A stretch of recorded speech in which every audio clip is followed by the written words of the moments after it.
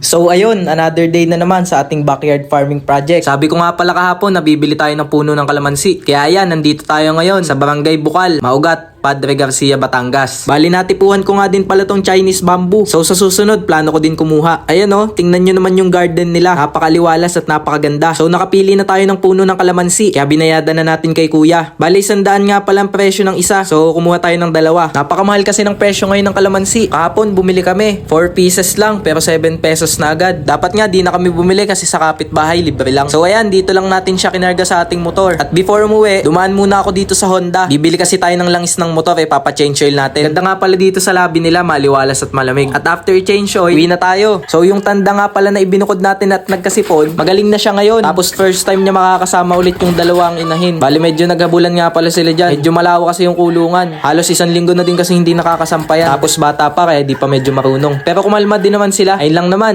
Kung na-enjoy mo tong video, please like, share, and follow. Thank you sa panonood. See you sa next video.